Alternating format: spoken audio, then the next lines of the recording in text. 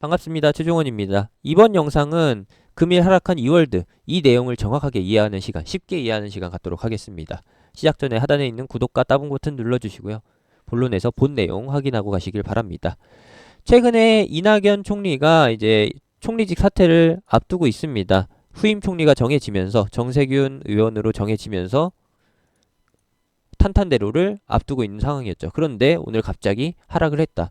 오늘 장중에 나온 내용은 장시작 전에 나왔던 정정공시. 이 내용이 굉장히 복잡해서 제가 쉽게 이해시켜 드리려고 준비한 거고, 이 내용을 이해하지 못하신 분들이 이걸 악재로 받아들이고서 오늘 장중에 매도를 했다라는 거. 그게 문제인 겁니다. 공시에서 꼭 확인해야 될 내용은 요거 하나뿐이 없습니다. 요거 하나라고 하면은 요걸로 봐야겠네요. 굉장히 알록달록한데요. 핵심 내용은 이랜드월드가 주얼리 사업부를 인수할 때 필요로 했던 대금, 그 대금 조달에서 문제가 생겼던 거, 그 대금 조달이 이번에 해결됐다라는 거. 그래서 악재가 아니지만 악재처럼 보였다라는 게 핵심입니다. 내용을 간단하게 설명해 드리자라고 하면은 이랜드월드가 무엇을 하려고 했느냐, 주얼리 사업부 인수를 위해서 2천억 자금을 땡겼다라는 겁니다. 빚이 생겼다라는 거예요. 근데 2천억 빚만 생긴 게 아니라 플러스 알파로 이자까지 생긴 거죠. 이 두 가지를 해결해야 되는데 원래는 이거를 이월드 쪽으로 해서 자회사죠. 계열사를 통해서 해결하려고 했는데 이월드를 통해서 하려면은 시간이 필요했었어요. 충분한 시간이 주어졌어야 하는데 그 시간이 부족하다 보니까 이렇게 중간에 돌려막기 형태로 하나가 더 꼈다라는 거죠. 그 내용을 쉽게 보여드리겠습니다. 공시에서는 확인할 수 없는 내용. 요거를 보시죠. 원래는 이랜드월드가 작년이라고 하면은 2018년도죠. 2018년도에 주얼리 사업부 인수를 위해서 메리츠 금융으로부터 돈을 땡겨다 썼다라는 겁니다. 근데 메리츠 금융그룹이 야 너네 돈 언제 갚을 건데 2018년 연말 안에 차입금을 안 갚으면은 금리를 올리겠다. 이자를 더 받겠다라고 한 거죠. 2천억을 빌렸는데 과연 이자가 뭐 콩할 만한 수준일까요? 아니죠. 이렇게 자금을 인수하는 데 있어서 필요한 자금을 땡겨주는 거, 요거는 굉장히 부담이 큽니다. 그래서 고리대금 같은 사채, 그렇게 표현하면 좀 그렇죠. 사모펀드를 통해서 요거를 해결합니다. 원래는 메리츠 금융한테 갚을 돈, 이월드한테 시간만 주어진다라고 하면은 충분히 갚을 수 있었는데 그걸 알고 있는 메리츠 금융이 금리를 올리겠다고 이제 압박을 넣으면서 이랜드월드 쪽에서는 하나를 땡긴 거죠. 그게 바로 누구다? 시몬드 PE. 시몬드 PE라고 하면은 사모투자 펀드입니다. 사모투자 펀드 쪽으로 이제 중개를 해서 메리츠 금융한테 갚을 돈을 마련을 합니다. 2천억 이상이죠. 이자까지 포함해서 완전히 깔끔하게 정리를 하고 빚쟁이가 교체가 됩니다. 원래 빚쟁이가 메리츠 금융이었다라고 하면은 이번에는 시몬드 PE죠. 이 계약의 내용을 간단하게 설명해 드리면은 이랜드월드는 이걸 선언한 거였어요. 이랜드월드는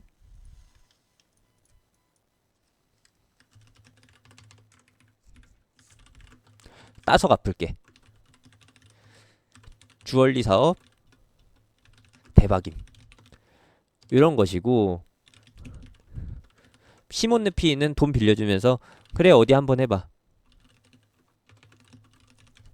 하면서 뭘 한 거냐, 백지수표를 쓰게 만든 겁니다. 근데 이랜드월드가 미쳤다고 백지수표를 썼을까요? 아니죠. 이거 시간만 벌면은 되는 거라서 이 내용이 백지수표여도 상관없다 라는 게 이번 계약의 핵심입니다. 그러면서 무엇을 추가했었느냐, 시몬드 PE 측에서는 상한전환 우선주와 그리고 여기에다가 드래그 얼롱 옵션을 넣습니다. 드래그 얼롱 옵션이라고 하면은 돈을 갚아야 하는 이랜드월드가 갚을 능력이 안 됐을 때 자기네가 받아야 할 돈, 그것을 보통주로 전환해서 시장에서 장내 매수를 하는 거고, 공개 매도를 하는 거고, 시장에 던진다라는 거죠. 던지는 거고, 그것을 할 때 뭐까지 하느냐? 대주주인 이랜드월드의 지분마저도 같이 던지게끔 만드는 겁니다. 그러면은 회사는 당연히 새로운 최대주주가 나오게 될 것이고, 그리고 이랜드월드는 회사를 하나 뺏기게 되는 거죠. 그 상황을 막기 위해서 뭐가 투입됐느냐? 이번에 정정 공시를 통해서 밝혀진 이 내용. 콜옵션이 추가가 됩니다. 콜옵션이라고 하면은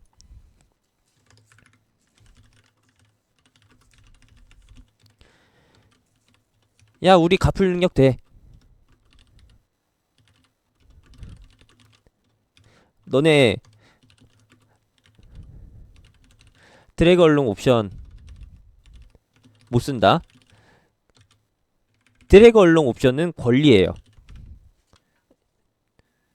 백지수표를 가지고 이제 돈 빌렸던 이랜드월드의 머리채를 잡고 흔들 수 있는 칼자루를 진 게 바로 시몬드 피이였는데 그 칼자루를 사오는 겁니다.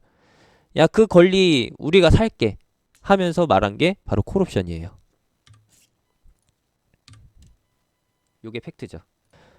이랜드월드가 처음에 말했던 따서 갚을 게가 실제로 콜옵션을 통해서 이뤄진 겁니다. 보통 일반 기업들이 전환사채 발행해서 원금을 상환하는 게 아니라 빚을 갚는 게 아니라 그 돈 빌려준 사람들이 보통주로 전환하게끔 그대로 내버려 두잖아요. 그 물량이 시장으로 나오면 어떻게 되나요? 당연히 주가가 하락을 하죠. 한두 푼이 아니고 몇십억 몇백억 단위이기 때문에 그 물량이 고스란히 보통주로 나와서 매도가 되게 된다. 근데 그게 단순하지가 않습니다. 왜 단순하지가 않냐면은 그 전환되는 주식이 그냥 일반 주가, 최근 주가로 해서 나오는 게 아니라 훨씬 더 싼 가격. 원래 본 가격이 5,000원이었다라고 하면은 평균 주가가 5,000원이었다라고 하면은 전환되는 주식의 그 가격은 보통 2,000원에서 3,000원이기 때문이죠.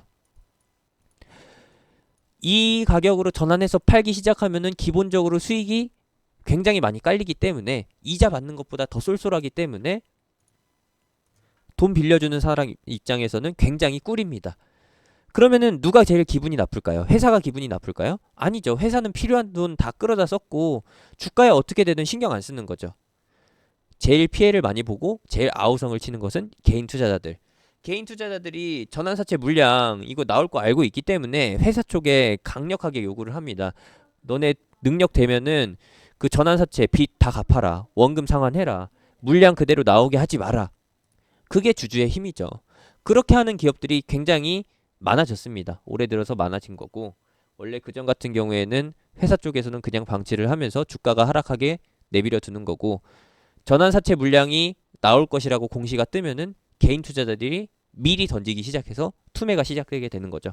그러면은 보통은 차트가 음봉 하나로 끝나는 게 아니라 점점 더 늘어지게 됩니다. 이런 것들이 바로 전환사채가 보통주로 전환돼서 나오는 날 발생되는 음봉이죠.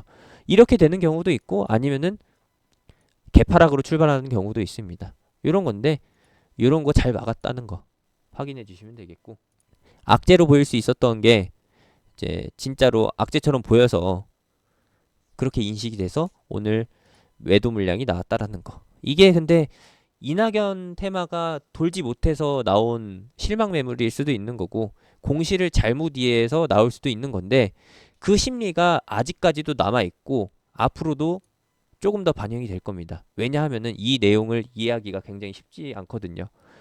어려운 내용이기 때문에 저같이 이렇게 쉽게 설명해 주는 사람이 없다라고 하면은 당연히 아무것도 하기 못하고 투매에 동참하게 됩니다. 그런 심리가 반영돼서 이번에 4,500원을 깰 수도 있다라고 보고 있어요.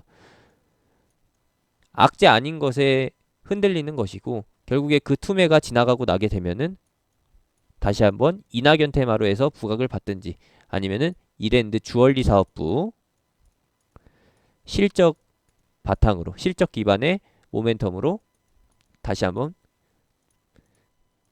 이전 같은 주가 상승을 보여줄 수도 있는 거죠. 근데 저는 잘 모르겠어요. 이 주가 상승에 주얼리 사업부의 효과가 얼마나 녹아져 있을지. 이랜드월드의 주얼리 사업부가 반영된다라고 하면은 뭐 2,000원에서 3,500원? 만약에 진짜로 이랜드월드가 주얼리 사업부 인수를 통해서 주가 성장이 진행된다라고 하면은 6,000원까지도 가능하겠지만 이렇게 단기간 1년 내에 가능한 이런 성장세는 좀 무리 아닐까라고 생각하는 거고, 원래 단독 모멘텀이라고 하면은 이낙연 테마가 안겨 있었다라고 하면은 2, 3년에 걸쳐서 나왔을 만한 주가 상승이라는 거 이해해 주시고요. 그냥 흘려 들으셔도 되고, 지금 현재 이슈는 짬뽕이 돼 있다. 짬뽕이 돼 있기 때문에 추가적인 실망 매물이 나올 수 있다라는 거, 하락을 미리 예상해서 대응해 주시고, 기존 주주분들한테는 조금 아쉬운 얘기겠지만 어디까지 하락하고 어디까지 반등할지는 잘 모릅니다. 그거는 예단할 수가 없는 건데, 오늘 하락은 분명히 불확실성 해소를 통해서 회복이 될 거예요.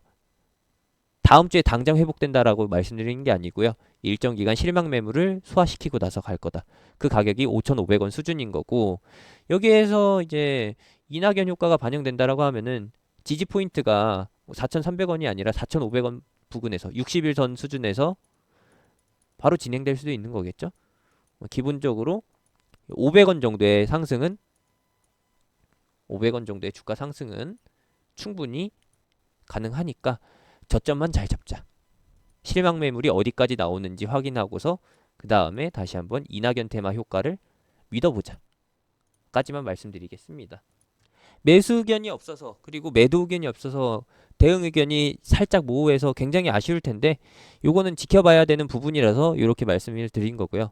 설명이 부족하셨다라고 하면은 제가 운영하는 톡방에 들어오셔서 얌전히 대기하고 계시다가 제가 드리는 사인 따라서 2월드를 매매하시면 될 것 같습니다. 2월드 아니어도 이낙연 테마 대장주 후보 많잖아요.